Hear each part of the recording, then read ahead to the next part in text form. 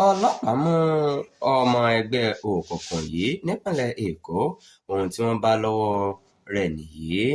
Iléeṣẹ́ ọlọ́pàá ìpínlẹ̀ èkó ti mú afurasí ọmọ ẹgbẹ́ òkùnkùn kan tí wọ́n sì gba ìbọn ìbílẹ̀ kan tó ní ọta kan nínú lọ́wọ́ rẹ̀ lásìkò àyẹ̀wò ojoojúmọ́ ní agbègbè ìjàyè òjòkòrò nílùú èkó ní ọwọ́ ti tẹ Yusufu Lamina Adigun.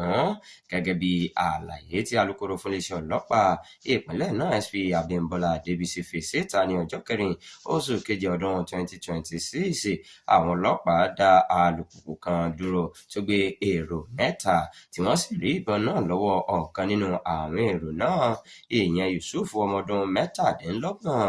Gẹ́gẹ́ bí àlàyé náà ṣe sọ, nígbà tí a ṣe àyẹ̀wò àríbọn ìbílẹ̀ kan tó ní ọta kan nínú lọ́wọ́ Yusufu Lamina Adigun ọmọ ọdún 27. Àwọn ọlọ́pàá tó sọ pé nígbà tí wọ́n bẹ̀rẹ̀ ìwádìí lọ́wọ́ afurasí náà, ó jẹ́wọ́ pé òun jẹ́ ọmọ ẹgbẹ́ òkùnkùn Ayé Confraternity. Ó tún sọ pé òun àti àwọn ọmọ ẹgbẹ́ mìíràn tí wọ́n sì lọ ṣe ìjàmbá sí lójú ọ̀nà ni àwọn ọlọ́pàá ti pàdé wọn tí wọ́n sì dá wọn dúró. Àwọn ọlọ́pàá sọ pé afurasí náà wà lákọlò nígbà tí ìwádìí ń tẹ̀síwájú.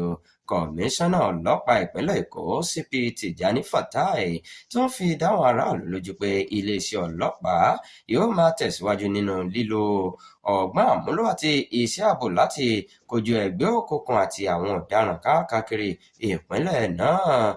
Ó tún gba àwọn aráàlú níyànjú láti máa ṣọ́ra kí wọ́n sì máa fáwọn ọlọ́pàá ní àlàyé tó yè koro, èyí tí yóò ràn wọ́n lọ́wọ́ láti dènà ìwà ọ̀daràn àti láti mú ààbò àti àlàáfíà gbogbo ènìyàn nípọn sí i.